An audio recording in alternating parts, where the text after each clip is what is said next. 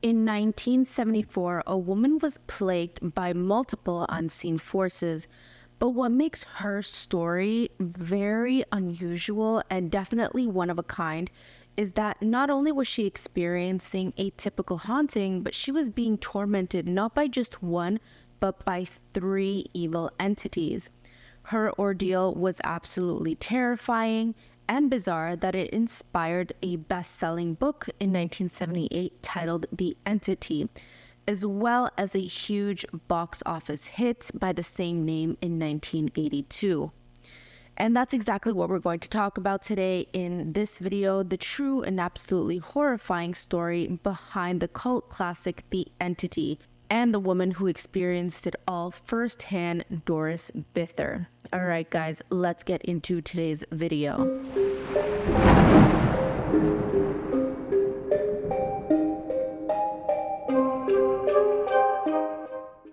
Hi everyone, and welcome back to my channel. If you're new here, my name is Ashley and I like to talk about crime, creepy, and unbelievable stories. I do apologize for being away for the past few weeks. Life has been absolutely crazy. But before we get into the story, just a quick reminder that if you guys enjoy these types of videos, don't forget to comment, like, subscribe. It all really does help grow my channel here on YouTube. And if you want more crime, creepy, and unbelievable stories, check out my TikTok. The link is in my description box below. Okay, so enough of that. Let's get into the really creepy story behind The Entity and Doris Bither.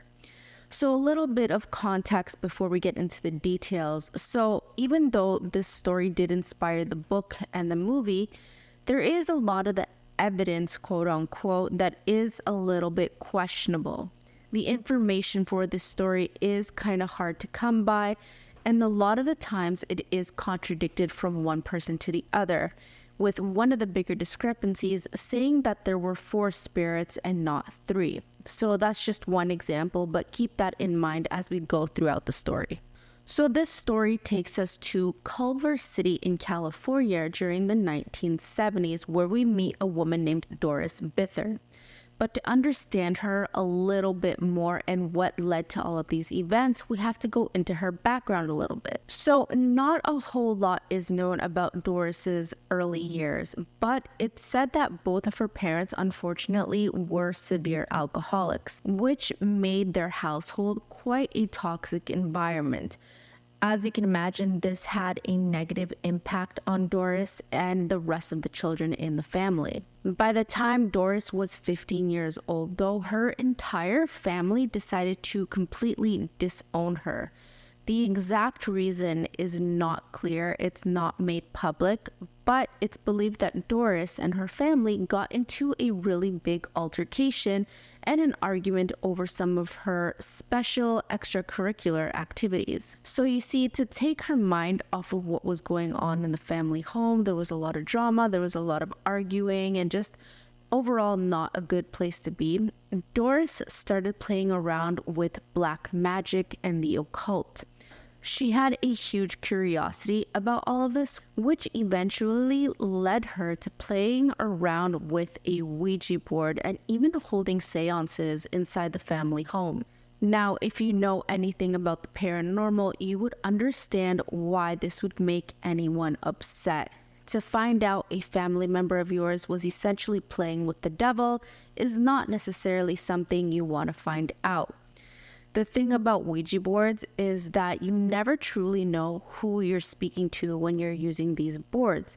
Even if these spirits attempt to identify themselves, evil spirits and demons are known to lie. And not only that, they're also known to manipulate and basically play games with the human mind in order to gain access to the human body or the human realm. Not only that, many people don't always know what they're doing with a Ouija board. Half the time, people forget to close the sessions properly, which end up leaving the door open to malevolent spirits. So with Doris now on her own at such a young age, she fell down the wrong path and life just got harder and harder for her.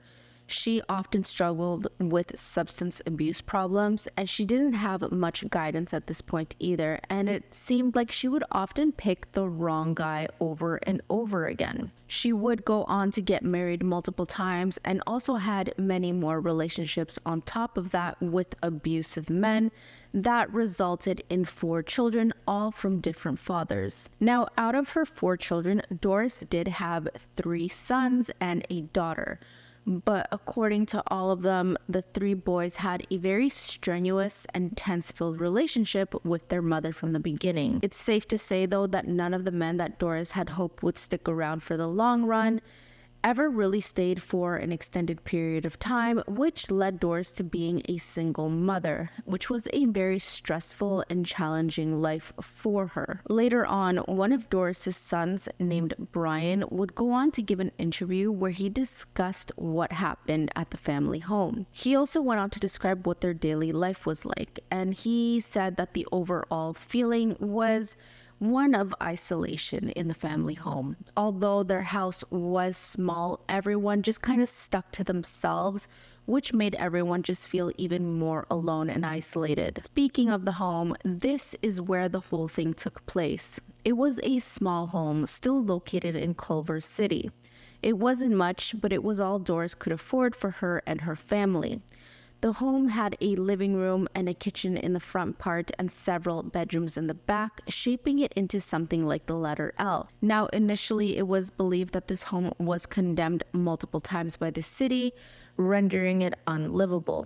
But in that interview, Brian would come forward and say that that was all basically baloney, that the house had never been condemned at all. The home did go on, though, to change ownership multiple times throughout the years, and eventually was bought by a local neighbor who then rented it out to Doris. Shortly after Doris moved into the home, a strange woman came to the door.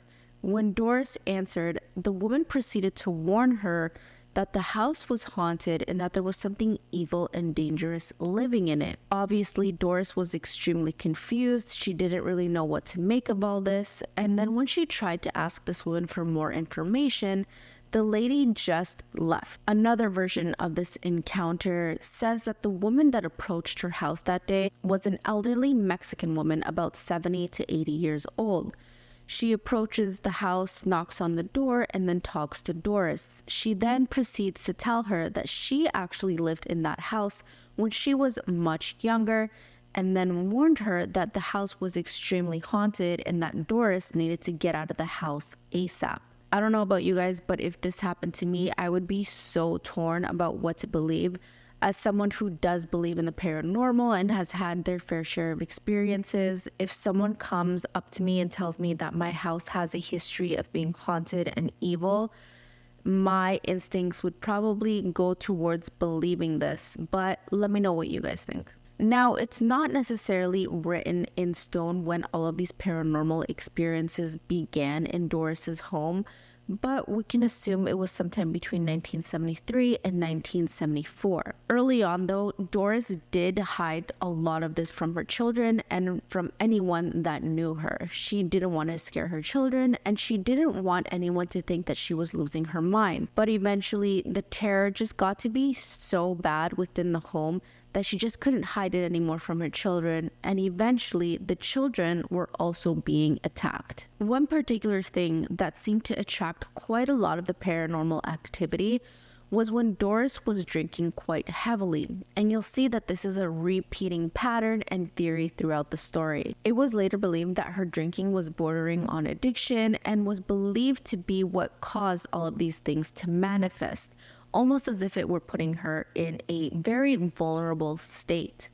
However, I would take this with a grain of salt because her son Brian believes that the amount her mother was drinking and how she was drinking was taken out of context. So as the hauntings progressed from the typical stuff that you would normally expect from a ghost story, there would be the typical noises, people would feel uneasy, and small objects would move from time to time.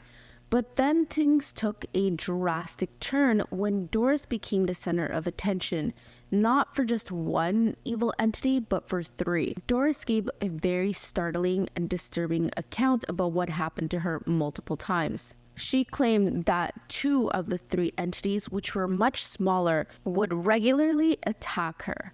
But it wasn't just about being touched, poked, pushed around, something grazing up on you. Doris actually claimed it was way worse. She went on to say that the 2 smaller entities would pin her down by her ankles and by her wrists, usually in bed when she was sleeping, and then the larger entity would proceed to rape her. These incidents would be so violent and aggressive that Doris would often wake up the following morning with very large bruises on her inner thighs, similarly depicted in the movie The Entity. But if that wasn't bad enough, Doris's attacks in the middle of the night were also heard by her children. Now, if you remember, the house was quite small and her son Brian's bedroom was right next door to hers. So for many nights, he would stay up absolutely terrified about what he was hearing in his mother's bedroom. He claimed that he could hear her being slapped around, tossed across the room, and even raped multiple times. There was one night in question where Brian got the courage to leave his bedroom to go see what was happening in his mother's room. Just in time, as he opened the door, he saw his mother essentially just flying across the room, being tossed and thrown around by something invisible. He described whatever this was as resembling like an invisible man that was standing in front of his mom, throwing her around the room, picking her up off of the ground. And one of the most terrifying parts of all this is that he vividly remembers hearing the sound of his mother being slapped. And to partner with this, he also saw his mother's face being pushed to the side as if she were actually being slapped. However, there was absolutely nothing there in front of them. So after seeing this, Brian then decided to run towards his mother in order to try to help her. I mean, what else was he going to do at this point? However, when he approached his mother, whatever was attacking her essentially pushed him or threw him so violently like he was a piece of trash and sent him flying across the window like it was absolutely nothing. And eventually after that, the spirits then began attacking the rest of the children, pushing them around, poking them, basically tormenting the entire family. And eventually the family ended up naming the larger of the 3 spirits as Mr. Who's It. And from then, the paranormal activity just continued and continued in the house. The kids were being pushed, picked, and slapped around. And one time, the boys were running down the hallway, and they ended up running into something solid right in front of them, but that was invisible. The boys would also go on to notice that whenever they would play a particular type of music, specifically Black Sabbath, the paranormal activity just spiked tremendously. It would set up some sort of chain reaction where orbs would appear. There would be a strange misty fog as well, and the lights would begin to flicker relentlessly. And then finally, they were actually able to see somewhat of a figure. Although it wasn't necessarily very clear the way you would see another human being, Doris and the boys were able to make out some sort of human shape that had a very muscular torso. Brian, in his interview, cleared up a misconception as well that has been spread around quite regularly. And that was a comment that stated that either him, his mom, or a combination of him and the kids and the mom said that whatever this apparition was had Asian features or was of Asian descent, which he said was completely inaccurate. They were actually never able to really make out any sort of characterizing features. So at this point, Doris was absolutely confused about what to do. She had absolutely no idea what was happening to her, let alone why. So she found herself trying to research on what to do or what could explain what was happening to her home. And this ended up leading her to a local bookstore. It was there that she spotted 2 men looking at paranormal types of books and also overheard them talking about the subject in a conversation. This caught her attention and she decided to take a chance and approach them and tell them that what was happening at her house was very strange and likely paranormal. These 2 men in question would turn out to be Dr. Barry Taff and his associate Carrie Gaynor. At the time, Barry Taft was a world-renowned parapsychologist and even worked at that department at UCLA between 1969 to 1978 as a research associate. During his career, it's reported that Dr. Taft had investigated over 4,000 hauntings and paranormal events, which gave him immense curiosity about what was happening to Doris. And so with that, the two men would end up arriving at Doris's home on August 22nd, 1974. She invited them in where they met the four children, and immediately they noticed that the home was in complete disarray. It was quite chaotic, and they noticed that the children didn't quite have the best relationship with their mother. The two men approached the entire situation with what they said was a healthy dose of skepticism. It was normal for many people to make up fake hauntings in order for attention. And so when Doris told them that she was actually being raped by these entities, they had a very hard time believing her. It wasn't until she was able to show them the immense bruising on her thighs and they got corroborating stories from her children and the neighbors that they finally started to believe her. There was also a lot of doubt in this situation because what Doris was describing was known as spectral rape, and these things were extremely rare. Although they have been documented throughout history, they are very, very hard to prove. Many of these tales also come from multiple religions, including ancient Judaism, Buddhism, and Arabic mythology, all speaking about a similar entity who takes pleasure in these sorts of things. These are known as a succubus and an incubus. So to give you guys a little bit of a breakdown, a succubus appears in female form, seducing men in their sleep, with many believing she was once Adam's first wife, known as Lilith.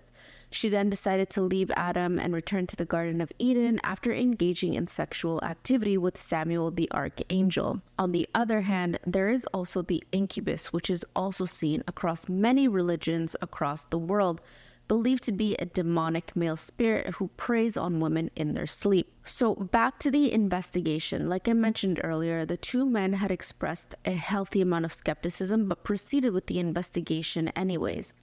To begin, they wanted to ask Doris a lot about her history, her current lifestyle, which proved to be a very delicate topic for her. Dr. Taft initially believed that Doris was quite ashamed of her drinking, and at this point in his reports, he claimed that she was an alcoholic and likely didn't want anyone to know. However, if you ask Doris's son Brian, he says that those claims are not true. And even though his mother did drink, it wasn't to the extent that it was made out to be. It was likely due to the trauma that she had experienced growing up and the amount of stress and all of the very strange things that were happening at the house. It was likely that she was drinking in order to cope and escape the amount of torment she was going through. So the investigation would go on to last somewhere between 2 and 3 months. Although the investigators were not there on a daily basis, they were there often enough, usually every Thursday. And it was very clear to Brian and the rest of the family that the spirits did not like this at all. He described the home as quote-unquote coming alive whenever the investigators would be there. Pots and pans would fly across the room, everyone would start getting attacked.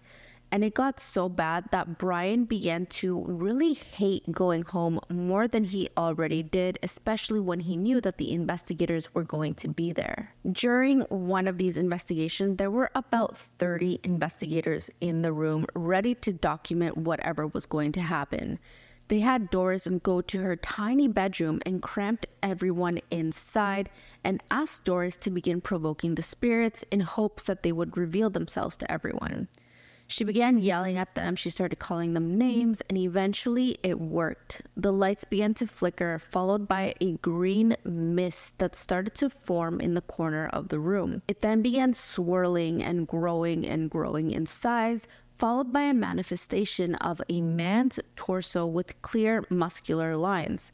It was very clear to everyone that whatever this was definitely a male, but other than that, they couldn't make out anything else. Even stranger though, with so many people in the room, they were still not able to capture a good photo of what they were seeing. It was a team full of professionals with the best photography equipment at the time, including high-speed cameras, but none of them had any luck capturing what they were seeing aside from this one famous photo here. You can see an arc of light over Doris, and one important thing to note about the image is that it does not bend with the wall and the corner of the room.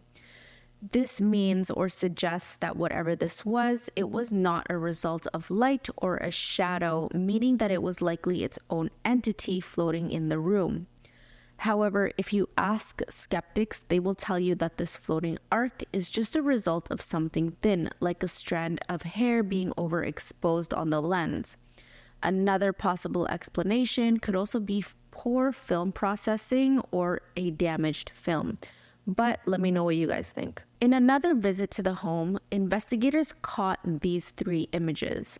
Most people seem to believe that the woman in the photo was Doris, but in fact, it was actually a psychic and a friend of Doris's named Candy.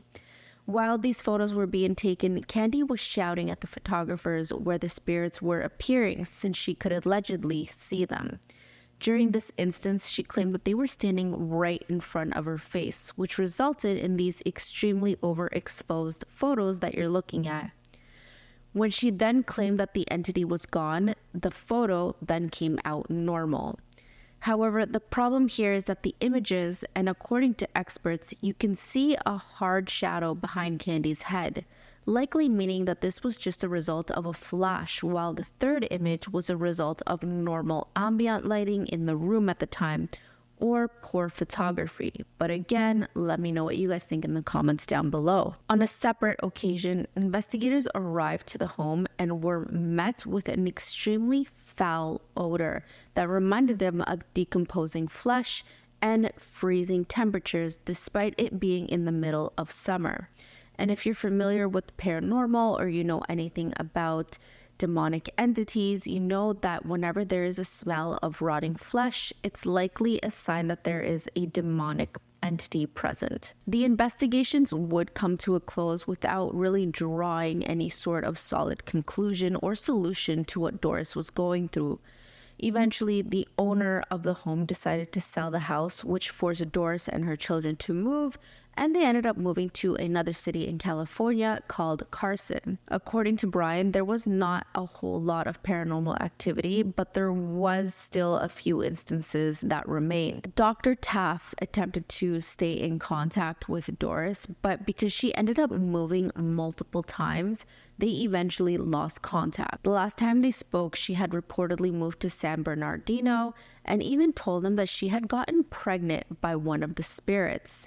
But according to her son Brian, after the investigations, he said that the family did move around quite a bit, and eventually he did get older, and this resulted in him moving out on his own. But because his mother was so unstable and did hop around a lot, it meant that not only him, but the rest of the children would lose contact with their mom quite often. So to him, it wouldn't surprise him if this pregnancy was just a result of one of her other boyfriends. After that, not much else is known about what happened to Doris, except for the fact that she passed away in 1995 from pulmonary arrest. As for the house, it does remain standing today and likely has tenants, but no other reports of it being haunted have come forward, which has led many to believe that it was Doris who was the one that was haunted the entire time. Now, I'm sure a lot of your heads are spinning with different theories or possible explanations. One of the main problems with the story is that the biggest piece of quote-unquote proof or evidence that we have is quite easily challenged or possibly even debunked. All we really have to go on is eyewitness testimonies from the paranormal investigators, Doris, and her children. However, that has not stopped people, including Dr. Taff, from reaching some interesting conclusions. According to Dr. Taff, he believed that Doris was experiencing something called recurrent spontaneous psychokinesis, which is the ability to move things without physical means. He claims that there are 2 versions of this, the first being microscopic and the first being macroscopic. And he also said that what Doris was dealing with was of the macroscopic sort, referring to experiences such as a poltergeist. Essentially, he believed that Doris had some sort of subconscious energetic power that manifested itself as a poltergeist, then began to torment her. Her trauma and also living conditions at the time probably did not help, likely resulting in further negative encounters. Another theory suggests that this could have been a physical manifestation of the energetic relationship between Doris and her three sons. Like I mentioned earlier, her and her children did not have a good relationship. She did not have a good relationship with a lot of the males in her life. It was usually filled with a lot of tension, resentment, not to mention her past trauma that she had gone through her entire life. And then when you add on her constant drinking and the amount of stress she was going through, it has led a lot of people to wonder if this resulted in some sort of metaphysical event that manifested itself in some sort of evil entity constantly attacking her. Another likely explanation is that Doris could have potentially been suffering from sleep paralysis, and that everything that was happening was just kind of like a figment of her imagination or occurring in some sort of dream state. Others believe that Doris and the children all actually had psychic abilities, since they were all able to see the entities for themselves. So is it likely that they were just being targeted or were able to interact with these things because they had supernatural abilities? Those are just a few of the more common theories about what could have been happening to Doris and her children the entire time they were living at this particular home. To this day, what the truth is remains heavily debated, and it seems like we're not going to get the answer that we're all looking for, considering Doris has passed away and her children are not really in contact, leading very private lives. All we have to go on is the paranormal investigation that took place those 2 to 3 months in the 70s. But like always, let me know what you guys think. Do you think Doris was suffering from a true paranormal haunting, or do you think this was just some sort of mental health issue that was made even worse by a lot of the stressors she was going through? Or was this just all made up and all the evidence we have is just being confused for poor photography? Let me know what you guys think in the comments down below. And if you have any other case suggestions as well, leave them in the comments. I always check them. I respond to them. And don't forget to comment, like, subscribe if you guys enjoyed today's video. And I will see you guys in the next one.